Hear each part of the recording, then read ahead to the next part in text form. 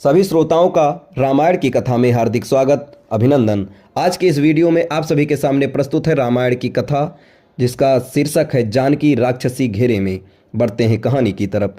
राक्षस राज रावण के चले जाने के बाद भयानक रूप वाली राक्षसियों ने सीता को घेर लिया और उन्हें अनेक प्रकार से डराने धमकाने लगी।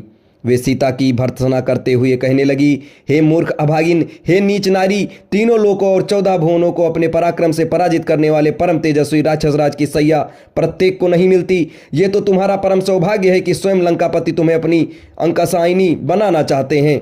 तनिक विचार कर तो देखो, कहाँ अगाध ऐश्वर्य, स्वर्णपुरी तथा अतुल संपत्ति का एक छत्र स्वामी, और कहाँ वह राज्य से निकला हुआ कंगालों की भांति वन वन में भटकने वाला हतभाग्य साधारण सा मनुष्य।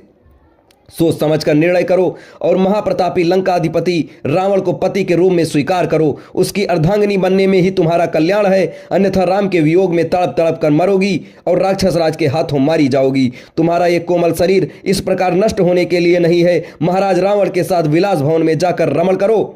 महाराज तुम्हें इतना विलास मैं सुख देंगे जिसकी तुमने उस कंगाल वनवासी के साथ रहते कल्पना भी नहीं की होगी। राक्षसियों की ये बातें सुनकर कमल नयनी सीता ने असुरपूर्ण नेत्रों से उनकी ओर देखकर कहा, तुम सब ये लोक विरुद्ध एवं पाप पूर्ण प्रस्ताव मेरे हृदय में क्षण मात्र को भी ठहर नहीं पाता। एक मानव कन्या किसी राक्षस की भार्या नहीं हो सकती।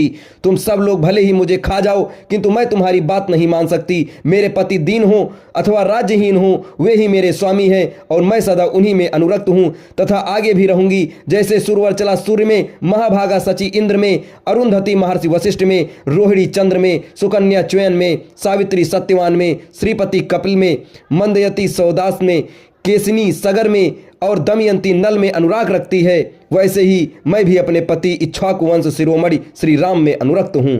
सीता के वचन सुनकर राक्षसियों के क्रोध की सीमा न रही।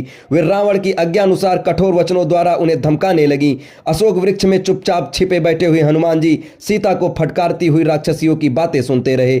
वे सब राक्षसियां कुपित होकर कांपती हुई सीता पर चारों ओर से टूट पड़ी।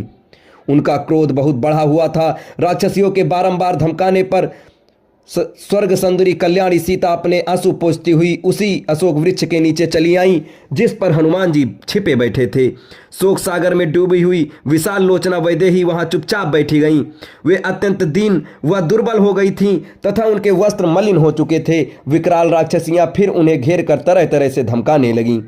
विकराल रूपी राक्षसियों के द्वारा इस प्रकार से धमकाए जाने पर देवकन्या के समान सुंदरी सीता धैर्य छोड़कर रोने लगी। विलाप करते हुए वे कहने लगी, हे भगवान, अब ये विपत्ति नहीं सही जाती। प्रभु, मुझे इस विपत्ति से छुटकारा दिलाओ।